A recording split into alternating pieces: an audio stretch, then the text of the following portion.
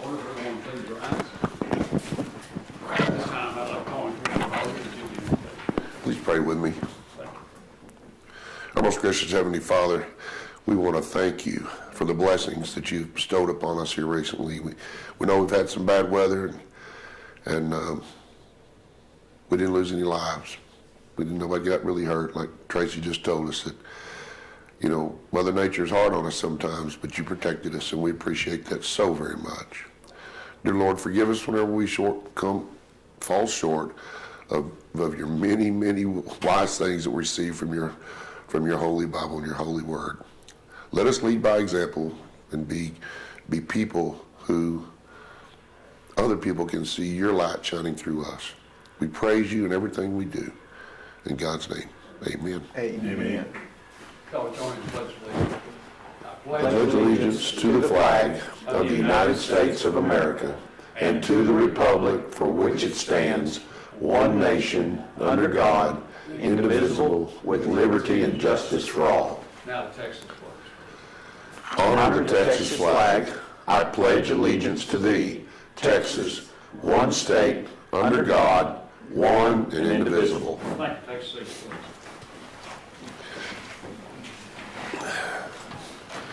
Where's the judge?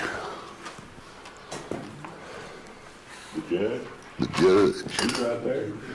No, we're Judge Bernard. It's a different judge. That judge, okay. That judge. All right. Big judge. Big judge. If he shows, we'll do it, and if not, maybe he's thinking we're going to do it virtually, I don't know. Or he's on. Could be. Judge Bernard, you're not on the phone, are you? All right. Yeah. This time I'd ask him, do we have any public comments on the audience? Okay, very good. We'll move on to the consent agenda. Ask the court if they have any items they want to move down or clarification on.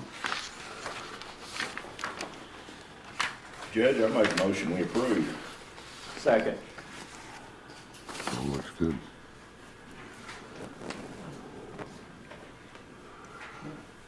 Anyone in the audience have any questions on these items? Okay, all in favor, signify by saying aye. Aye. Opposed, same sign. Motion carried 4-0. Okay. Item number 1 on general business, review and approve the regular bills for payment. I'd make that motion, Judge. Yes, sir. Second. Okay. Any comments or questions that you want in the audience? Okay. All in favor, signify by saying aye. Aye. Opposed, same sign. Motion carried 4-0. Item 2 is discuss and take action on for payment or non-payment of TIF payments that included interest and sinking fund property taxes. We've had an interesting 2 years, Mr. Watson, trying to straighten out some misconceptions. I wouldn't even call it anything wrong. The TIF laws deal with the TIF are somewhat vague and somewhat open, and part of what we realized, and I didn't, the information we received didn't tell us what makes up the TIF payments. I had never thought about interest in sinking fund or road and bridge fund going into that. But quite honestly, our agreements with those cities say all property taxes. And, okay. And Judge, Yeah. when most of those were created, you didn't have such. We didn't have it, no. We did not have, when those TIFs came about, we didn't have the interest in sinking fund on the jail. In fact, till we did the jail, we didn't have any debt. That was the first time we've had debt in several years. And then we later added the road and bridge special tax that was approved by the voters in 1954. Both of those have information in them saying they are for dedicated purposes. In a brief email and a brief discussion sometime back, the city said, well, it says all taxes, so you all owe those. But I think when there are legal standards that say those funds are limited to the purpose they were made, then I think that we can't make an agreement that's contrary to law. In fact, most all of our contracts will say anything that comes up that was overlooked in the statutes or in the Constitution, then we can't override that. So, Probably the TIF should have said all eligible taxes. And bear in mind that they were just standard agreements, nothing Sure. complex, or we just put together at the time the most common sensey thing to do to form that agreement. And the law is vague, like the judge said, Lee, on that issue. And even Deb Wheeler, in visiting with her, she said, Jeff, it's when you bring that up, the state, there's just very few people that have lengthy Knowledge of knowledge. it, yeah. So Judge, have we had conversations with the city of Burke Burnett and the city of Wichita Falls about our interest in sinking in road and bridge tax? I can't say we've had lengthy conversations about it. I have sent them the information as to where we made the decision we weren't supposed to pay those Okay. funds. On the bonds for the jail, I sent them the information that Sam, At bond council. yeah, but what Sam, I want to say Gibbs, that's not right. Gil. Gill, there we go. Sam Gill sent us, which said it was only for those, and Murphy had indicated that also. He said, Yes. I don't think you could be doing that. And then we reviewed the information on the statute and the constitutional addressing of the Special Road Bridge Fund, and it says it's for those purposes only. Only. Now, But Judge, you did coordinate, and Tracy was with us on our phone conversation where we had both city managers, and Darren brought his finance person as well. Were you a part of that, Tracy? no, so- The judge and I were, but the judge put that together so we could give them the indication of what we were studying and what the issue, So what is the financial impact? 60,000 combined, 7,000 Burke, the rest Wichita Falls. Okay. How much interest in sinking and road and bridge tax comes out of that? What's the That's it. balance? That's it. That is the balance. And what was- 53 to Wichita, 7, and I'm what- rounding. My point is, what was it before we subtracted INS and road and bridge? What's the whole number? Oh, the whole number, oh, well, gosh, $750,000 nearly, I guess, isn't it? some, Lawrence Road is well over 400. but. I don't think you understand what I'm asking. Our portion of the TIF zone, the taxes that we collect, Yeah. okay? The INS portion of that and the road and bridge tax, what was that number before we subtracted those two? It can't be, you know, if this is gonna Oh, be, no. if this is gonna be 50,000, That 50,000 is the INS difference of increased value. You're saying the base value of the INS? Well, the total, this is to make a payment of 52,000, yeah. 578.30 to the city of Burke Burnett. No. Oh, wait. Yeah, and the Burke Burnett is 72.55. Yeah, so Lee, if we took 7, roughly, and I'm rounding, 7 cents and multiplied it by the increased value, today's value minus the base value, that for the city of Wichita Falls would equate to, at 7 cents, $52,000 to $3,000. So it's 60 grand total. Well, Judge, seems to me like what we've done here is sign an agreement that's counter to state law. Correct. And, Well, we signed agreement, Barry, it's like, for example, I've seen this occur, and I recently ran into it, a city of Wichita Falls agreement with Wichita Valley Water.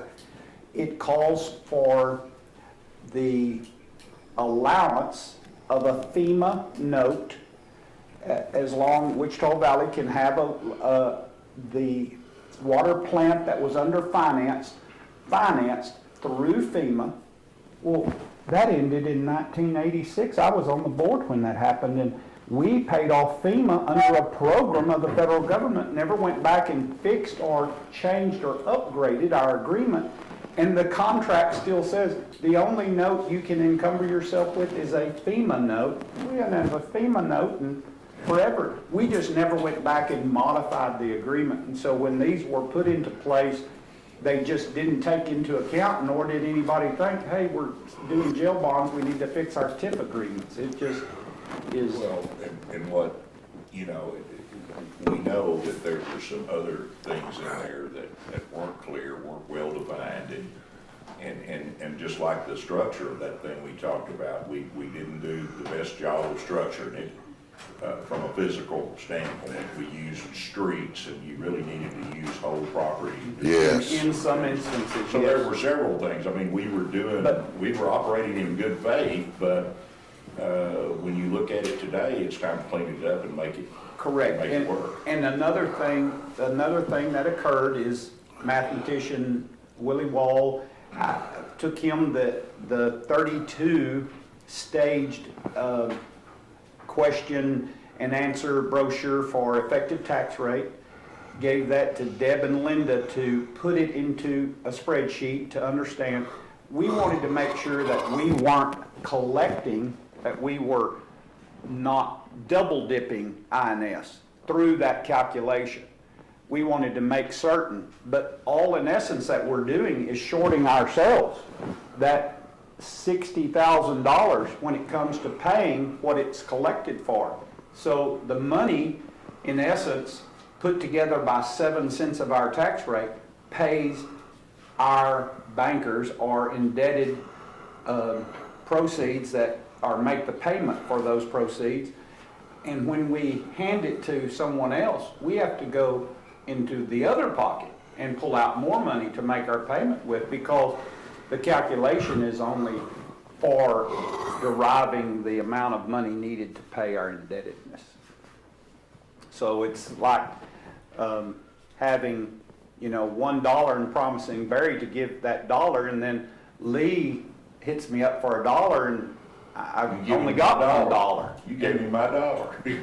And so that, in essence, is what occurred without us even having the thought concept of, because of the rate expanded through Road and Bridge, which was never enacted until recently, and then INS until also recently, off and on. Did the county ever even have INS collected funds? Well, what's the procedure, Judge? Where do we? Well, I think if we take action today to say that we are no longer going to pay into the TIF funds, the INS and the Road and Bridge assessments, and then we send notice to the city. And it's still a viable working program. I mean, Oh, very much so. We're not, crippling the program by any means. Just trying to get it according to law. The email that the auditor sent us, even after the corrections to the calculations by the tax office, I printed these funds on those values if y'all want to see the program's done well, it's improved those areas, and that they've had the money to allocate towards that, through that, mainly off of our M&O rate. That's all of those, because we had no other. but if you look at the funds that go in there, and I think these do include the amount being paid in for TIF number 2 to the city of Wichita Falls is $569,164.84. TIF 3 to them is $1,893.65, and TIF 4 is $7,951.50. Now, you add those up, they're about about $585,000 minus that 56. So we're still giving them their tips better than $500,000 a year. And Burke is $76,710, and then you would subtract the 7,900 from that. So, you know, it's still, and at least the last reports we could look at, it appeared those TIF zones had positive balances in them beyond what they were Designed for. signed up to pay out of. Now, I realize those cities are in a completely different financial position because a great deal of their revenue is sales tax oriented. And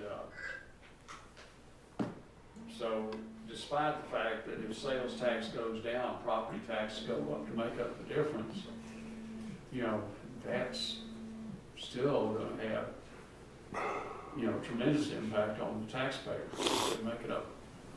That, I don't know how many cents that will evolve, but I would think it'd be at least 2 or 3 that would be the difference in that sales tax revenue.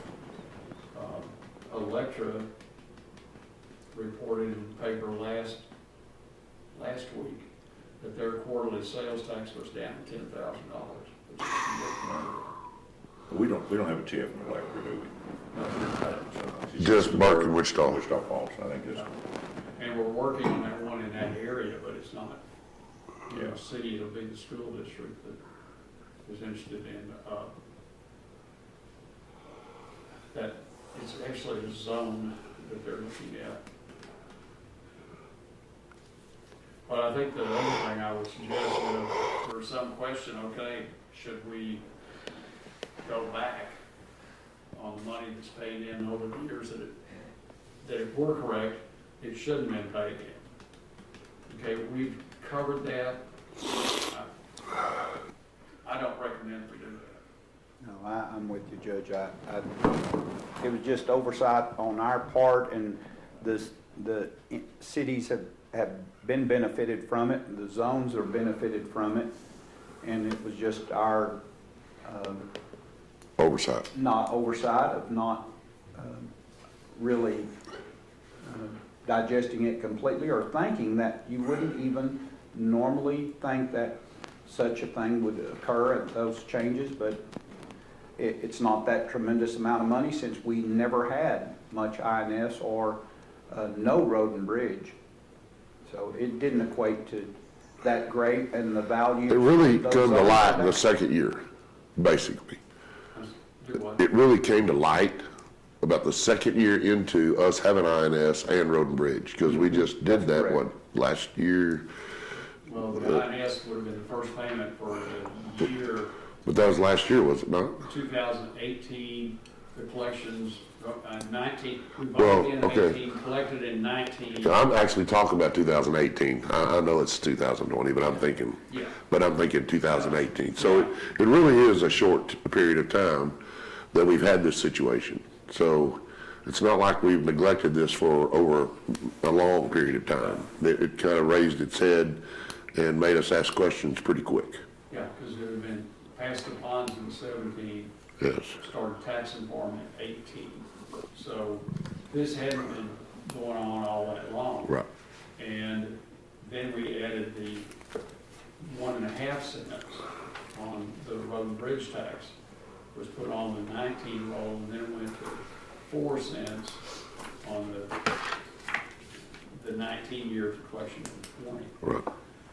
I had trouble keeping those. I know. yeah. Yeah. But, Well, I don't think it makes the TIF zones any less viable. I don't think that had we had these proper calculations going in, I don't think it would have made the decision any different to enter into them no, by any of the parties. I think it's, we're cleaning this up to go by state law, which we need to do. That's basically my whole decision-making is Yeah, that we need to follow the law. we absolutely do. And so we weren't following the law, but it wasn't intentional. But now that we know, I think that we need to absolutely follow the And law. another example is that the last 2 years, and because Willie and the judge have been wise about the overage that we've had in the debt service fund, which cannot be spent any other place, we've been able to relatively help ourselves with the INS rate because using those funds as to where they belong, to debt service, and allowing us to be somewhat shorter than what normally we'd have to do, just leaving money there, setting suspended that didn't draw much interest, we use that money to help make that payment and go ahead and keep our INS rate a little lower than what it had to be. But we had no ability to ever take those funds out of the INS debt service fund and buy a Anything. boiler or an air conditioner with it. We can't do that. So I guess we need a motion. Yes, sir. And Tracy, would you then be able to work between you and Kinley, an amendment up, or, and maybe, who is the Burke, who does Burke's work? That it's an outside attorney, Yeah, but it's, but you'd have to go through Lawrence Catrone. Is what Barry recommended, I mean, to me, that's simplistic and yet eligible tax rates that relatively easy fix, an amendment or addendum to our current agreement that just suffice that wording that kept us all on the same page. Because in essence, the city of Wichita Falls has the same, and the city of Burke Burnett, if they are practicing what we were practicing in giving their own funds to the TIF, which they do, then they themselves find them INS shorted. Judge, after reviewing item number 2, discuss, consider, and take action for payment or non-payment of TIF payments that include interest and sinking. My motion would be that we do not get non-payment of TIF payments that include interest and sinking. is there a second? Yes, I'll second that motion. Any other discussion or comments? All in favor of the motion by Commissioner Harvey, second by Commissioner Watts, to not pay TIF payments that are included in interest and sinking fund property taxes. All in favor, signify by saying aye. Aye. Opposed, same sign, motion carried 4-0. Okay, item 3 is discuss and consider take action on the disbursement of 2019 TIF payments to the city of Wichita Falls in the amount of $52,578.30 and the city of Burke Burnett in the amount of $7,255.21, excluding the special road and bridge tax. This just delineates those 2 specific checks that Mr. Hampton's been holding. I told him that we were reviewing this further. So those are the proper numbers, Judge? Yes, sir. Well, the way I read this, in the amount of $72,55.21, but we're still going to exclude out of that special road and bridge taxes. That's the way I read this. So what is the number, the true number? That is what I was asking a while ago. I've got it. What do you mean, Lee, the true number? This is. After we exclude special road and bridge taxes, what is the number of $72,55.21? Because the way this reads is we're going to send them $72,55.21, excluding the special road and bridge tax. No, you're excluding $72.55 out of their payment. You have already paid them all of their money except $72.55. Which includes those. And those are the monies that are generated by R&B and INS. Lee, look right here. That list, this is the R and B. Did you see that? Where are you at? No, this is a separate page I brought with me. Just look down there, it lines them out. One of them's got the Burke deal. So the You see the number? 52,578, that's a combination of our little over 7 cents INS and our 4 cent road and bridge equates to $52,000 for those evaluations of the properties. And Burke Road and bridge tax rates, are 4 cents. City of Burke Burnett, tip zone, $1,507. 1507. Will that be subtracted from the 725521? No, No, no, Lee, it's part of the 72. The road and bridge is that much money, the rest of it belongs to INS to equal $7,200. So if you backed out $1,500 that you're talking about, the rest of $7,200 that remains is the INS portion of that payment from us to Burke Burnett.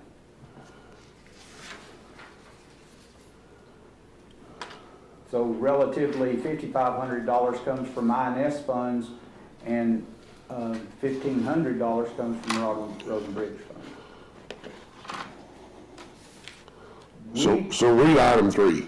So item 3 says, take action to withhold from the It city. says of to Wichita- disperse. Well. It says to disperse. I know, but what it means, it's asking, do we want to take action to disperse it or not disperse it? Okay, that's what's so confusing, because it says we are dispersing this, not withholding Well, it. what it, no, what it says take means- action on the disbursement, not Yeah. that we're going to disperse. Right, so what it means is that we want to hold back the INS and Road and Bridge, which equates to $52,000 for the city of Wichita Falls and equates to $7,000 plus on both of the numbers to the city of Burke Burnett, excluding both special Road and Bridge and INS payment, which is already withheld. The checks have already been mailed, Lee, to them for the Okay. other funds.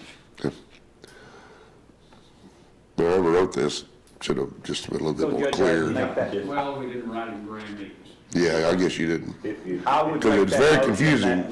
that we move forward with the withholding of those payments. Second. It comes in the back door, basically, so. It looks like they do those constitutional amendments. A lot like that, yeah. But, Yes, we have no bananas. yes, but it's what Commissioner Watts was saying, the checks were already made, now we want to Yeah. not disperse them, and so, okay. So your motion by Commissioner Watts, second by Commissioner Arnold, is not to disperse the funds. Correct. One thing about it, once we get it right, moving forward, we won't be into this problem in the future. Well, and truthfully, was Meredith even here when some of those were created? It was somewhat No. probably No. before her, so it'll help Tracy a lot to be involved with the styling of. Well, I know you had a chance over the weekend to read the document she's prepared, but, if you've got anything to get back, that we need to get that voted through by next meeting. And, but take a close look at it, and, because there's a couple of things you might wonder what you need to talk to her. I had questions, then she explained it to me, and, it was kind of like not dispersing the checks you wrote. You had to understand, and from that, we went through it. I don't think I had anything left that we were changing or doing after she and I visited through it. So, but it does, the things it does bring out in there, that we are not going to participate in those funds. We're not likely to do 100% participation. The only thing I'm still is that deal, and commissioners look at that. There's a paragraph that says if you start looking to create a tax abatement without coming to the county first, then you may not be eligible for the county participating in the abatement or in the TIF area. We did that. and Either you're or, right. Judge, or both, or TIF or abatement? Because it's two different, Yeah, yeah, this was all written on TIF. okay. You said abatement. I know I said Yeah, abatement, I was okay. trying All to right. think. But really, doesn't the reinvestment zone allow for any of those, to give abatements that occurs, shouldn't those zones in essence be laid out? I mean, in Well, which it- we're taking into account the entire county, basically qualifying zone. Yeah, but I think it's they use that word, but you've got to look at, one is in section 318, and The other one is section 351 or 52. So you deal with those differences, and then also,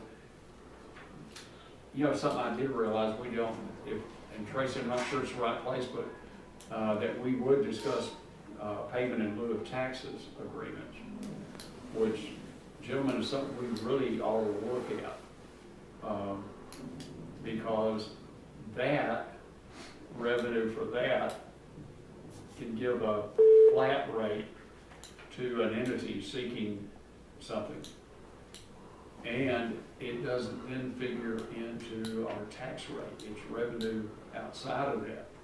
So, It's revenue outside of our levy from the appraisal district as well. yeah, that's another. And so if you think about every large factory, it's Cryovac with Iowa Park, Very successful. PPG with Wichita Falls, all of those have taxes in lieu of agreements in place. So in essence, they say you pay 40% of your property tax, given property taxes. In turn, we're going to allow fire service to assist. We're going to bring the water needed for fire service. We're going to do the amenities that you would have for the city otherwise, but in lieu of paying the property tax, you're going to pay. Those are turning under non-annexation agreements. And really and truly, your collection, if you consider that you don't have an abatement tied to it, certainly the cash flow's better. Yeah. It begins quicker, and it's got a lot of positives, and I watched that deal in Iowa Park, and it's worked very well. Very intriguing. I believe Deb was on the phone, she had something she needed to explain. Oh, okay. Deb? I'm sorry, maybe. You might have it unmute. I heard him. Somebody just get on. Deb, are you there? Ours is on mute, isn't it? No. She may be talking up a storm. Sure made Curtis look a little silly. Playing tricks on me. Yeah. Are you texting her back? I texted her, she said she was gonna call me. I heard her. Hello. Hello. There she is. There she is. Very good. Go ahead, Deb. Well, I just joined you. Matt came and said there might have been some confusion, so I just joined in. I don't know where you are.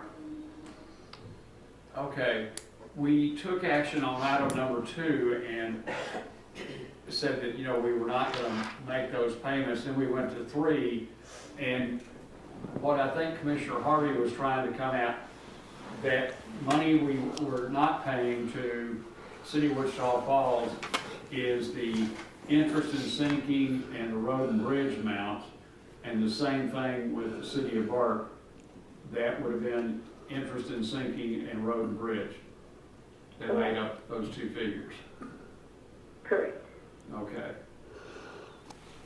Well, I'm not confused on that at all. Okay, you're all right on that. But yeah, I've always been right on that. I want to know what the number was. Oh, you're wanting to know, are you, And this, the way this is written, is we're looking to disperse a check or, Let me excluding special road and bridge tax. So that was what confused me. Back 3 weeks ago, before we had definitive answers, there was some confusion, and the judge was put that on the agenda, and I put the checks on the agenda because it was subject to Commissioner's Court approval. But subsequent to that date, we found definitive answers on the INS and the road and bridge amounts, which said that the county is precluded from paying those out. So the checks should not have been on the agenda this week. They should have already been voided because we have since found this definitive information in both from bond counsel as a legal agreement and in our bond covenant and the Constitution as far as the road and bridge tax goes. So we know we can't pay those, and those checks had been voided. So they should not have been on the agenda this time. Does that answer your question? Sure. No? Yeah. Well, actually, just saying that we were going to avoid those checks would have made life a whole lot simpler. Oh, yeah. And we're gonna avoid those checks, Yeah. excluding the special road and bridge tax, because that's what this is. And that's just kind of what screwed me up. No, we're not paying any road and bridge tax to any of the entities because that is specifically precluded in the Constitution. Got it. I do understand now that the total amount that we're going to withhold from those cities are these actual numbers here on item 3. Yes, sir. That's, I'm on board now and understand, just the verbiage of the way it was written had me thinking there was going to be an additional excluding. Yeah. Okay, And something I want to be sure is that despite the problems in working this and getting it straight with the appraisal district, the tax office, and a great deal of work to get it worked out with the auditor's office, none of us realized that, because it's not enumerated, that in that money going into the tip, it didn't say this much from M&O taxes, this much from INS, and this much from special road and bridge. And it was only when we noticed the special road and bridge going in there that then I realized that my whole orientation had been those had never gone in there. But in defense of the tax office putting them in there, no one ever discussed that. So to someone coming in and dealing with those for the first time without any other guidance and looking at our agreements, it said all taxes. So the agreement was misleading. And my assumption, because I never saw anything delineated, then I didn't think it was in there, which I was wrong. we got it right now, though. Yes, sir. Unless our friends to the north and to the slight west of us don't like our interpretation, then we'll see where we get to. We're just following the law. Yes, sir. I mean, we're not trying to, No, and gosh, if you look at the whole of what they're getting, it's not bad. It's Sure. still a viable program. I mean, Oh, we very, haven't- very strong. Haven't changed that at all. Okay. Okay. We haven't voted on the other one. All those in favor of the motion by Commissioner Watts, seconded by Commissioner Muller, to not disperse the funds, signify by saying aye. aye. Same sign. Okay. Motion carries 4-0. Thank you, ma'am. Thank you. Okay, now we're down to item number 4, in conjunction with Court Order 20.0518.342, approving the person's public officials liability coverage for the TAC risk management pool at a cost of $49,000, $49,783.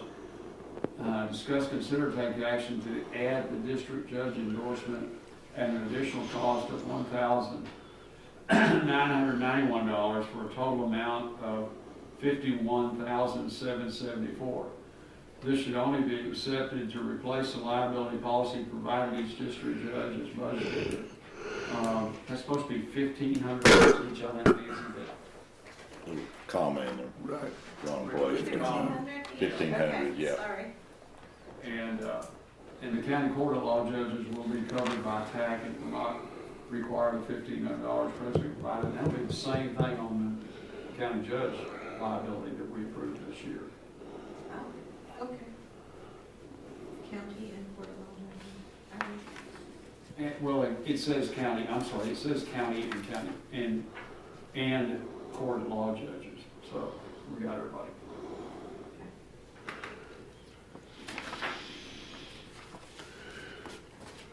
And I was worried for a while last week that we should have done this a week sooner, but we're all right.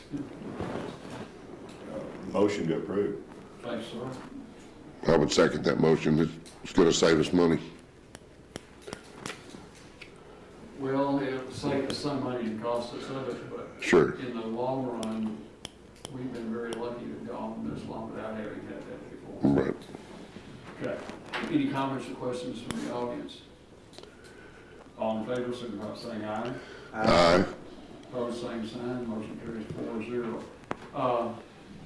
Lee, did you happen to discuss with them what this now means on the district clerk and county clerk self-insurance fund? Because I think this now covers them.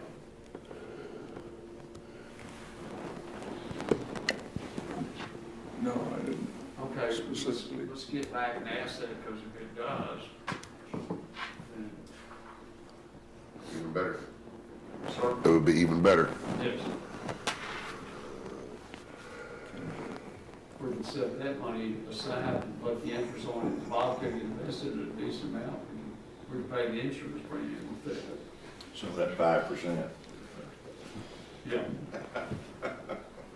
And he's looking through his Rolodex for that. That's right. It's gonna be a while, isn't it? Yeah. Okay, we had a meeting last week on the Law Enforcement Center project. Things are going well there, it just keeps moving along. They worried, rain days to slow things down, we had over 40 of those that they've been working, but they're inside now. And, it's fairly, if you all that haven't been through there would like to make arrangements, we can set that up. Go out there, generally speaking, the workforce is slowed down by 3:30 in the afternoon.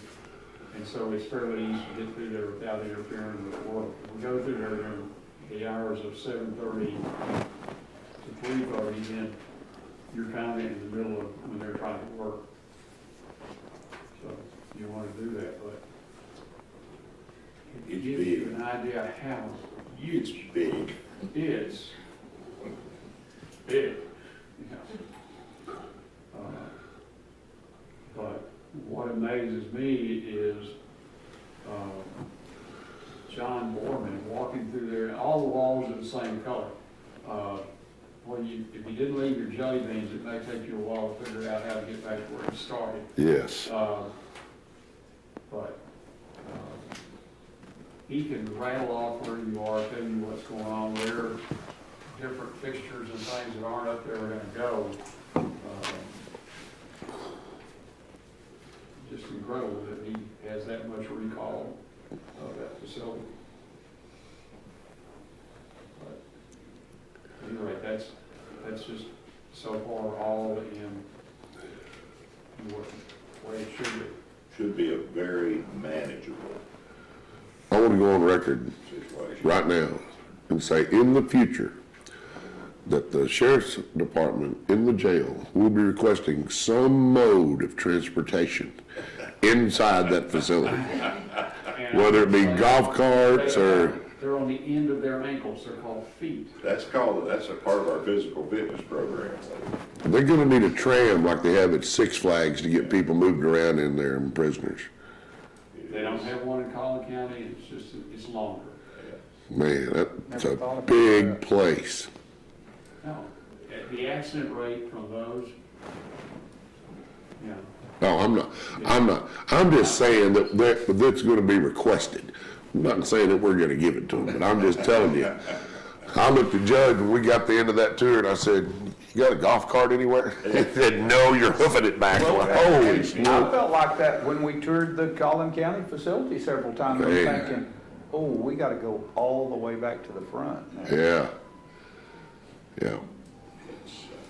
and they don't have any easy exit doors, it's funny. And there's no straight, there's not a straight line that you can just go, because that's secure at the end of that hall, that's secure, you got a maze through. What were those, when you said that, made me think of the little electric narrow cars, Cushman, is that the? Yeah, name little of it? Cushman scooters. Cushman, yeah. What are those things you stand up on, the two wheels? Segways. I could see segways in there. I don't think I'd have enough time to learn how to ride one. That's a little give you lessons. It's just big. Be a hell of a challenge. Yeah. Well, there you go. Those might be our new winners for the scored points. I guarantee you, if they participate in Healthy County, their pedometer, they're gonna be up there. Yeah, there's still some people pretty hard to beat, two of them are in this. I know, right over there. No one's missing today. But you know, something, and we saw this, Judge, where was it? We went to East Texas and toured the facility. Tyler, we saw, Lee, a lot of those guys, they're with their pods, and their activity doesn't require them to motivate. So it's not like, oh, let me run to the front and get this, come back, and they're spending their time in the pod. and around the pod and assisting, and Yeah. the guys are used to each other that way too, they said, you know, and so they spend nearly all of their time right there at the pod. Yeah. What I'm waiting to see is if they use the Correction Center Improvement Fund to put a moving sidewalk in there for the inmates and the police officers to catch the ride along on. That is right. So the laundry facilities, the kitchen facilities, the dock, the loading dock, Sally Port. oh, and the Sally Port, yes. Golly, guys. Infirmary. And the infirmary is really, Kate, I don't know why I thought different. I thought, I guess, of Alcatraz. Whenever you're in the infirmary, there were rows of beds in there and a lady could see all of you. Every bed is in its own cell. They're still confined. Yeah, you can do a quarantine. Yeah, so a little bit different than what I had envisioned. But the nurses station, so large. I mean, it's like what you'd see at United Regional, you know? It's not some little rinky-dink, It has the ability for several beds. the infirmary, yeah. It's 16 or 18, I think. Male and then female, separate.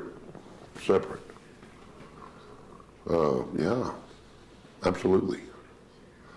You know, we spend a lot of money sending jailers to the hospital. When we have somebody in the hospital, they have to be attended to. They can't just leave them.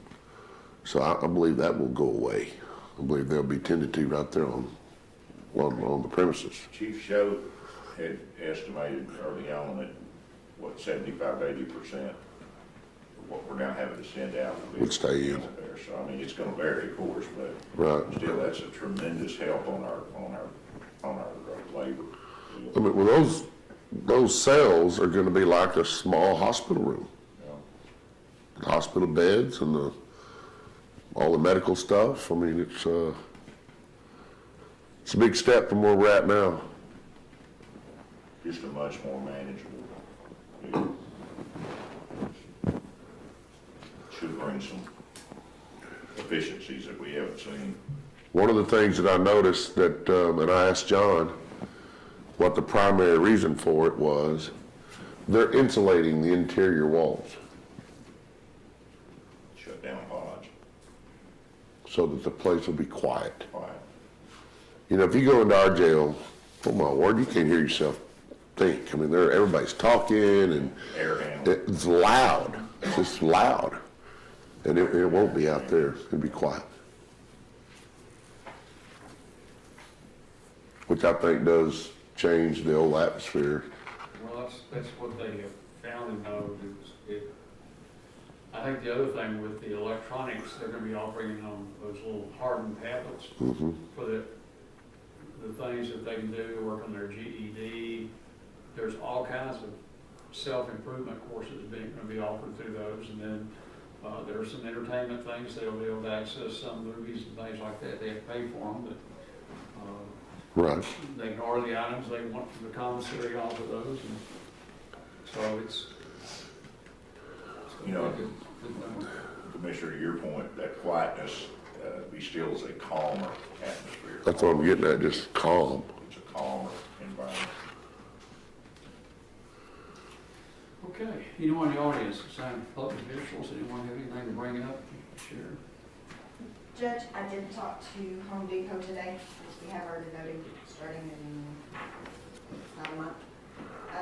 We will not be able to use Home Depot for an early voting spot this time. Hopefully, they'll be back for the November election. But due to the restrictions, Yeah, and Is our mall- online business has increased, so yeah. the mall is still gonna get back. Okay. So the Home Depot thought it was not a good business move? The restrictions. The restrictions, the number of people they can have in, and they said their online ordering has taken our spot. Because they had so much of that, so, Hmm. you know, they said at this point, at this time, they couldn't accommodate us, but they're going to miss us, and hopefully we'll be back in October. With the restrictions. Like I said, I have not heard back from the mall. I talked to her this morning, and she was gonna find out for sure. Judge, can I ask a question? Yes, sir. There's been so much talk about mail-in ballots. It's a hot topic of all the talk shows and newscasts and all that. What is the capacity, just looking at, well, let's just say the state of Texas, what's our capacity to count mail-in ballots? I mean, that's something foreign from what we've done, and what would we have to do to gear up to do that? Should that become the law, Wayne? For Wichita County, we would Yeah. have to have another setup to count the paper ballots. You're talking about Another a setup. machine, We're talking about a computer, the hardware, the software, the scanner. Yes.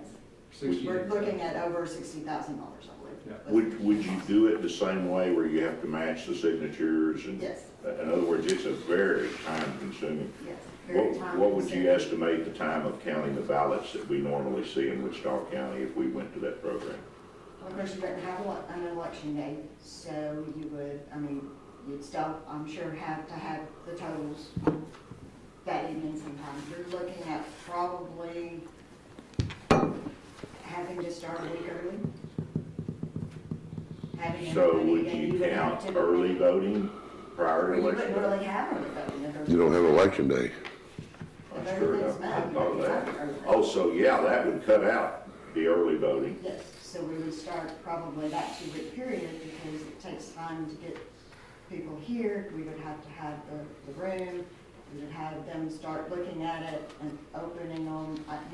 I don't know, there's no rules Yeah, I was just, in the Texas election code. I mean, it sounds, and that's my point, it sounds simple, but I don't think everybody's thought through It's- the tremendous change it would take to gear up to do that, and I don't see how we could have election results in any timely fashion if we were stuck to that.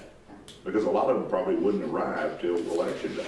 Right, and since we print our own ballots, we do everything in-house, we would probably have to have another setup to be able to print the ballots. Because you're looking at thousands and thousands of ballots, where now probably for November, we'll probably mail out 4,000 ballots or better. What's our- It's hard to say. What would you expect our total voting numbers would be in a presidential election? We're usually around 40,000. I was gonna say 30 to 40,000. So you're looking at, That's a massive, and Well, if you and did that's my that, point in this. If it is- went to the mail-in with what they have to go through to do that, I bet you drop your vote way down. Because people are gonna look at that and say, I'm not gonna mess with this. Sure. Now, is the form we mail that they mark, that is not actually one you run through the scanner. Then that information has to be transferred. no, No. no, the ballot we mail to people is the ballot that runs through the Okay, scanner. If they mark it correctly. If they mark it Okay. correctly, That's what where it you're can be saying. read. It's Okay. the military that we can email their ballots to. They have to print it out, they mark it, and they mail that back to us. That we have to transfer over to a ballot that will go through the But scanner. you're still verifying every one. Yes. Well, that's a massive. And every ballot is looked at to make sure that it's not, like I said, if they use a Sharpie or a felt tip pen, it bleeds through, so those have to be duplicated. Redone. Yes, and it takes 2 people to duplicate 1 ballot. Well, my point in all this is in the discussion, it sounds easy. Like, well, we'll do this instead of this. And that's not what it is. It completely changes the whole system. Yes, it does. Yeah. And see, that's, And we're not hearing that discussion. That bothers even me. in-person voting, it's not just you go in and we punch a button and boom, everything is counted.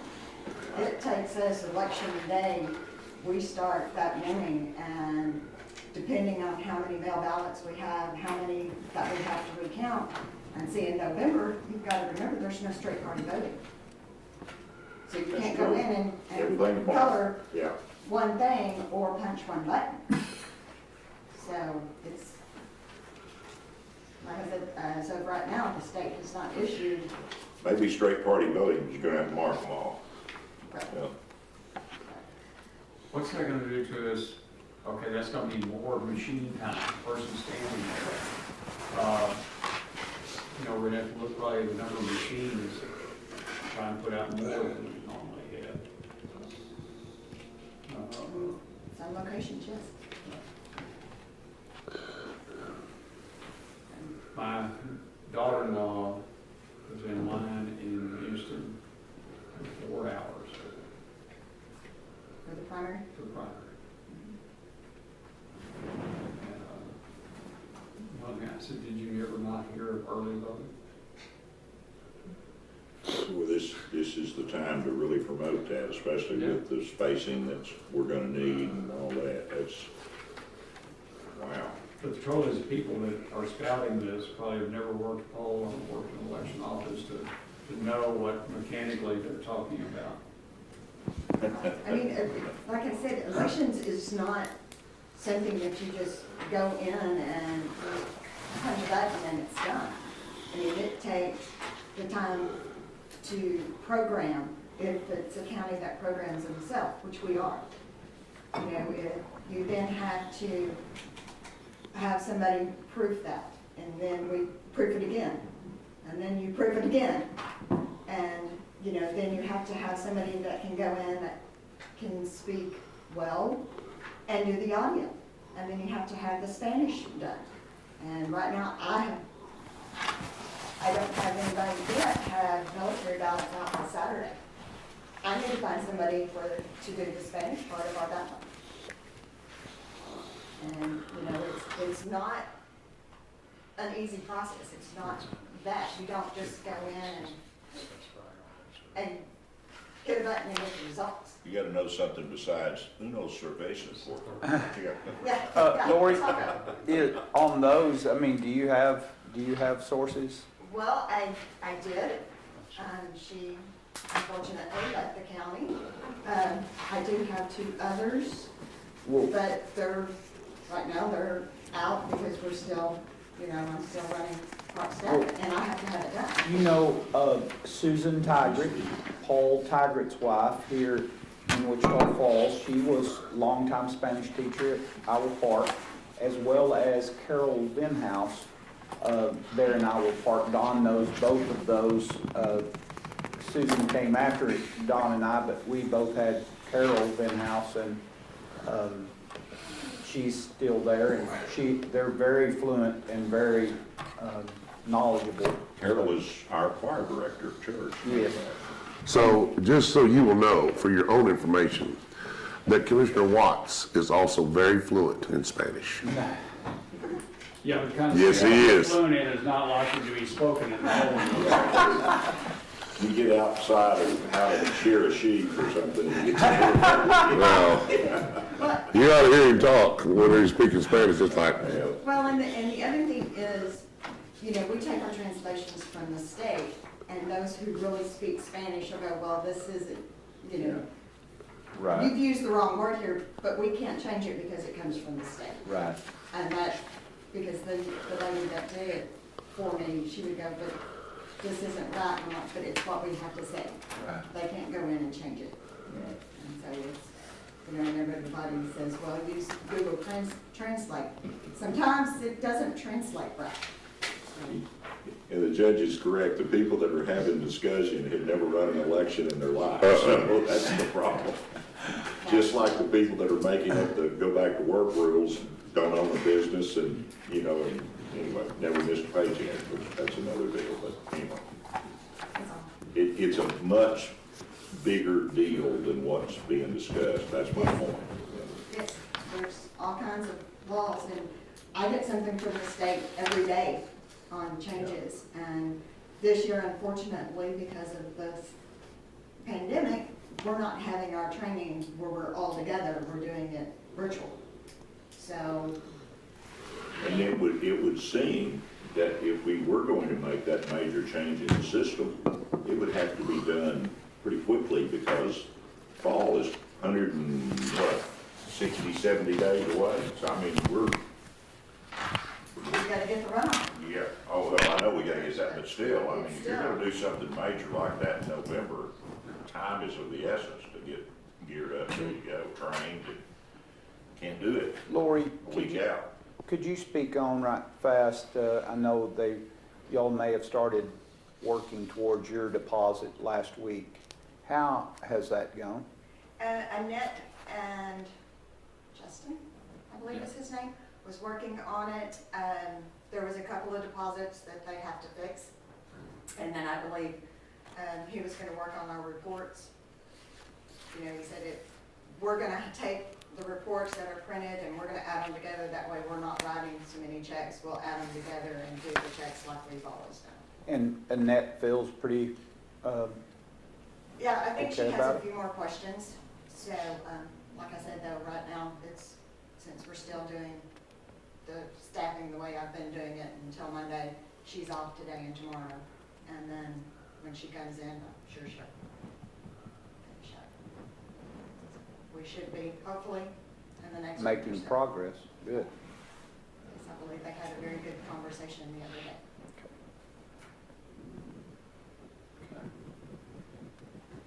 Commissioner Harvey. Burt Burnett did not get destroyed by the hailstorm Friday night. We had sporadic hail. We made national news because of one hailstone. People have been calling from all over the country, checking on me, thinking that we had, you know, that all over town. Thank goodness we did not. I personally had no damage to my roof. It's been inspected 2 or 3 times by these roofers that keep knocking on the door. Right down the street, across the street and down about 3 houses, I got smoked, you know. And then you go across town over by, if you know Burt Burnett a little bit, the stone that came through the house was over by the post office. By your yard? By your yard area? I would say 3 blocks from our county barn. Okay. To the south. But it was a really odd hailstorm. It wasn't, I was in my backyard watching it. We had some hail about 2.5, 3 inches in diameter. We'd have one fall, and here a little bit later we have another one. I had about 5 total. Lots of good rain though. Friday night, I believe it was, we got 4 inches there at my shop, at the bus barn. But we've had some really good rain the last 3 rains. All of them were 2 inches or better, and they've all been within 10 days. But we're okay. We don't have any real major damage and burnt. We are going to look at our roofs on our county barn because of the hail in that part of town. Apparently, United Supermarket is bound to get a new roof. They have some pretty good damage, and we're 2 blocks to the west of United. So we're just going to have our stuff inspected to see where we're standing there. We are continuing to get our roads ready for our chip sealing. As soon as the weather gets to where I think we can go, I think the first place we go is Horseshoe Lake Road, get that done, and then just start working through all our precincts and get that done. So whoever's ready first needs to get it treated first. Well, and Lee, I don't know if I had asked you, I know I spoke to Barry because Neo, I have a picture of the truck I showed you. It's a Chevrolet, flat-nosed, old distributor that Yeah. Barry brought it's- you. Yeah, my guys wanna keep that. But it's a Ford. It's Ford. It is a Ford. That other. I have a picture of a very similar, nearly identical, flat-nosed truck that's a Chevrolet that has the same setup on it that was in Precinct 5. Are you aware of any other The truck? only one I know of is that truck right there that me and Neil looked at. Our guys still use that to put down primer. Okay, so you want to hold up, and it, We wanna keep that Okay. piece of equipment. Okay, 'cause They she- say it starts and runs and it has a current tag on it all the time. okay. And to be honest with you, I didn't know that, but they specifically use that for, Yeah. Jerry said Right. that truck, because I asked him about it after you told me that, he said it went in an auction a number of years A ago. while back, okay, okay. That's, with the Yeah, Ford is still there. I was Yeah. shocked that they're so similar. Yeah, they were, Yeah. and probably might have been bought at the same time, you never know, or close to the same time, same vintage. It's same color Yeah, evenly. Same vintage. Yeah. So, yeah, I asked Jerry about it, he knew about it. Okay. He'd gone. Donald has a magazine from, the 1950s. On the cover of the magazine is a dump truck. This magazine's about that thick. It's kind of like a big Life magazine type thing. On the cover of that is a dump truck, and it says Wichita County Precinct 2 Oh, on wow. the door of that truck. I mean, this magazine is from the 50s. Wow. That's pretty cool that he still has that. I need to get that and frame it if I could, if he'd let me have it. But it's pretty One of the things that I've asked Neo to help Deb with is, we went through that equipment and she was putting tire size in there and things just because that comes up a lot of times, and we had that issue and need. So when he does that info sheet per piece of equipment, it's got those things included on it, and that way we don't, you know, whether it's R22 or whatever it is that's got to go on something, we kind of have an ideal 16, 18, 22-inch tire, whatever, and it, so he's having to scrub them a little harder than before just to get some information in there, and if we got order parts or order teeth or whatever the case be, like a chipper, we've got the details in the serial and the bin, and y'all did understand what the Great Alls brought, and that was very smooth and did a great job, I thought, and got a lot of people calling. So I think that was a very good, wise move on our part to place those like that. Bates or is it Richie, Richie? Mm-hmm. Okay. and Well, they came, got them, loaded out, they're going.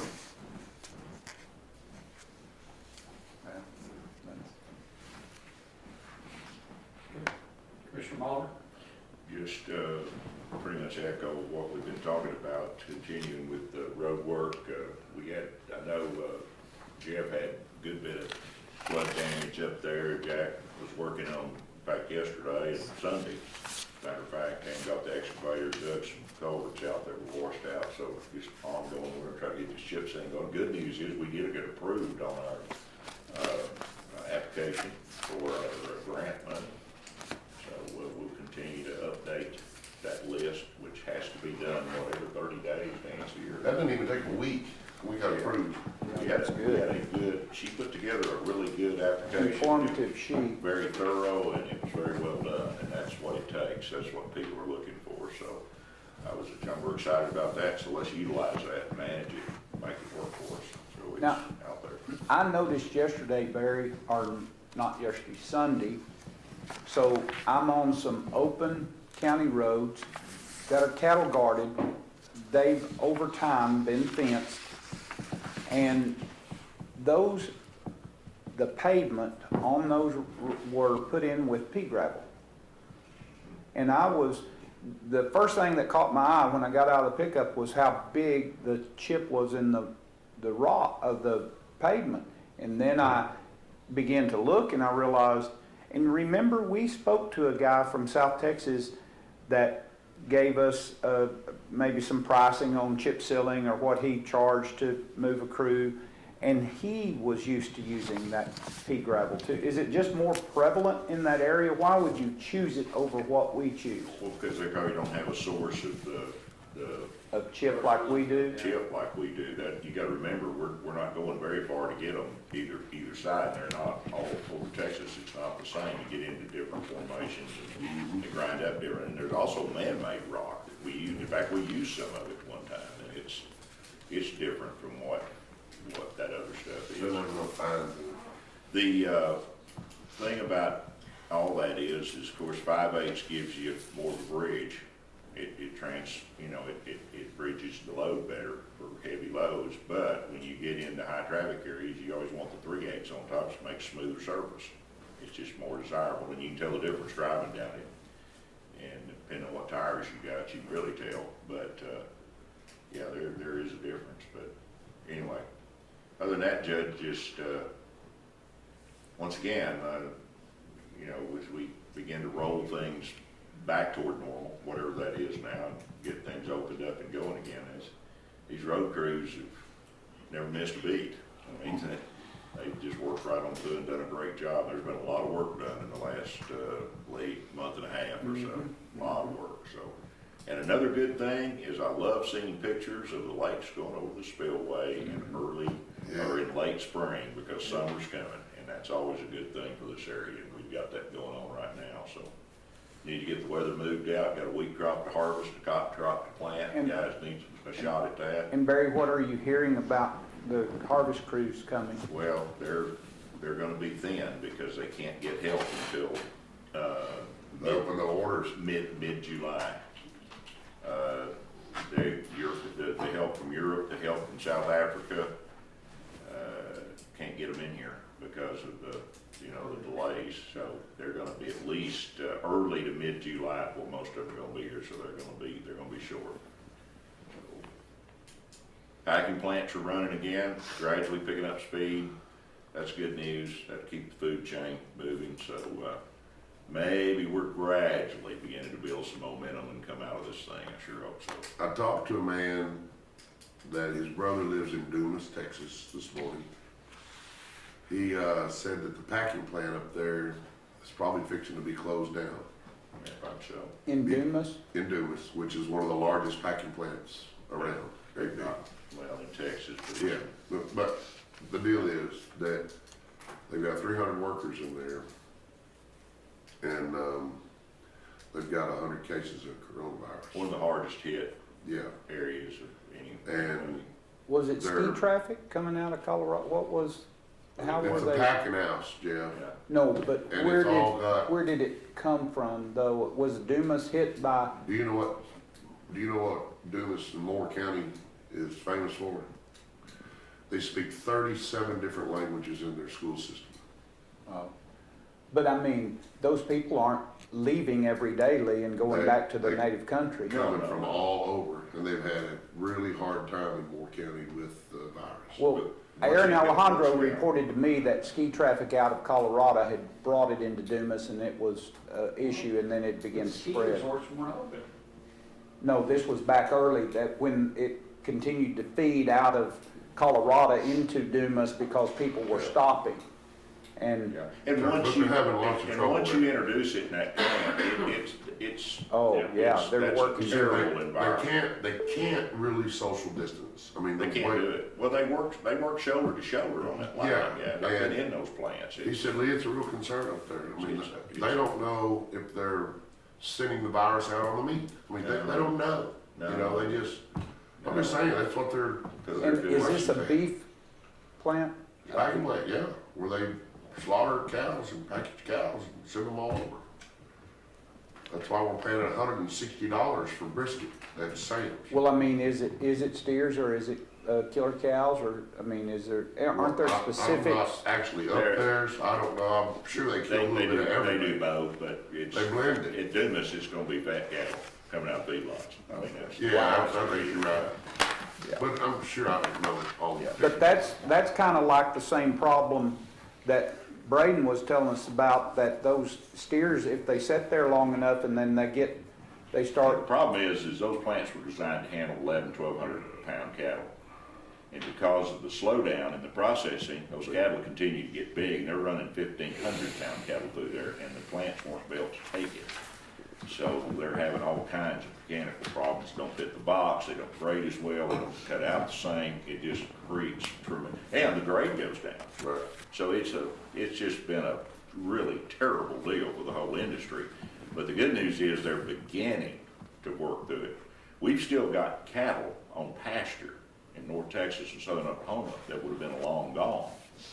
If the So, packing houses would have been If- open. No, well, yeah, the feedlots are full because they can't get them to the packing house. So we got cattle in this, so what's that doing? Well, that's impacting next year because they're running stocker cattle on pasture they would use for the next calf crop. It's just backing the whole doggone thing up, so you're gonna have waves going on in the market for the next at least 12 months, probably 18 months or better. It's just throwing there's a cycle, and it's throwing the whole cycle out of whack, and it's just creating all kinds of problems. But, hey, we'll get through it. They're working, they're about to pull their hair out trying to figure out how to fix it, and Commissioner Watson, anything? yes, Judge. I wanted to note, and I spoke to Nancy this morning about, you had an ideal the other day and we didn't elaborate on that, but it was our constable specific fees that I wanted, Nancy found a great deal that is a link to those fees in Texas and got a ton of information on it. But those specific fees so a constable is the only one that can do the service. I just want to make sure we're true with those. And then, Patty, do you have an update on, was you able to get some help on the July report that's giving you fits? No, it's been 3 weeks, so I have a feeling it's usually once they find a problem, they work it, and it's 3 weeks later before I hear from them, so I'm kind of expecting to hear from John this week. Have they looked at any of your past July stuff yet? Have they been, is it just July, you think, or have they tried to reconcile yet August or We September? haven't even Okay. tried that. I mean, we did try it, but we weren't sure about August either. Okay. I told Barry this morning, Judge, I spoke to David.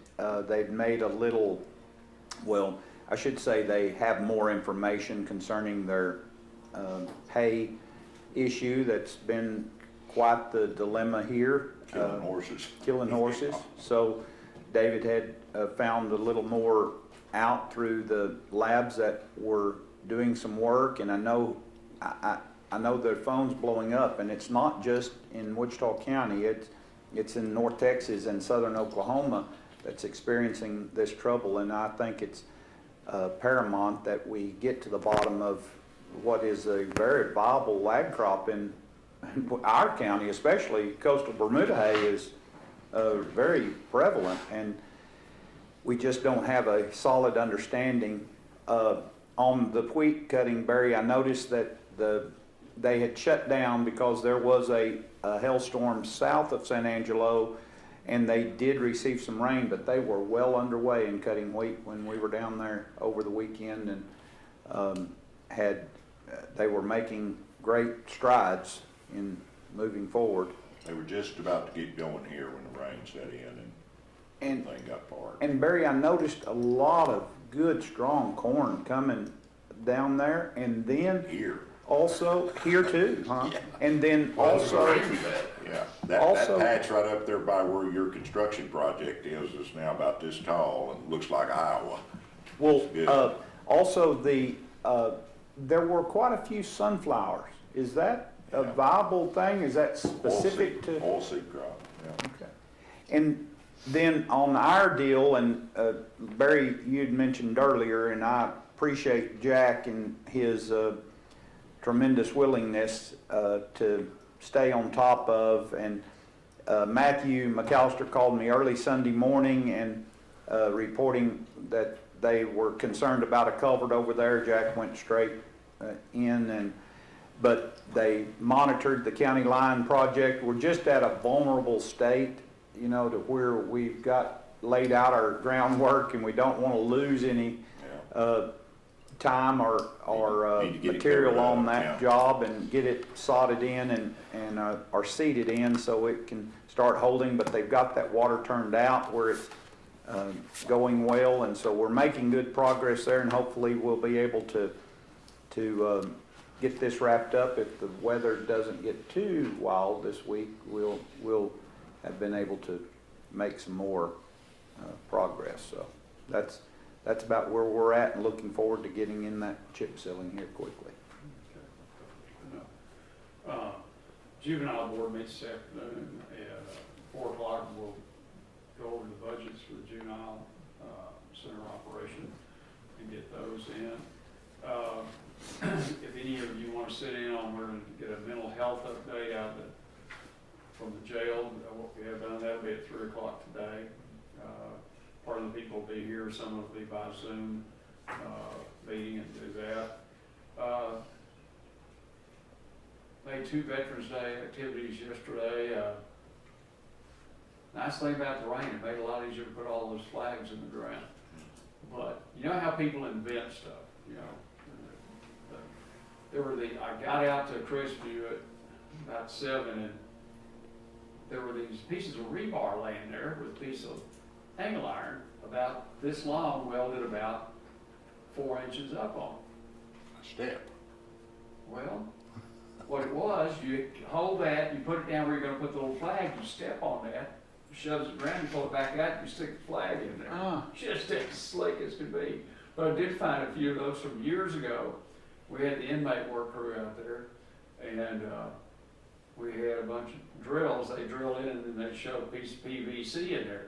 It worked great the first year. The second year, by the third year, it was full of lawnmower clippies and dirt and everything else. But it is easier to take a screwdriver and clean that out. Yeah. But we got out well over 2,000 flags Monday morning, and picked up that night. Had a ceremony out there at 6 that night. Went over to the county cemetery. American Legion and the Green Guard motorcycle group were there. And probably had about 40 or 50 people. Commissioner Beach and his group really had it looking very good out there. And so everyone liked that. Our County Veteran Service Officer, Tim Merle, had a nice little talk. And people were leaving or getting carried away by mosquitoes by about 8:30 or 8:45. But it was all well done, and working on that. Anything else? Okay, it is 11:56 and we're adjourned. Do mosquitoes carry coronavirus?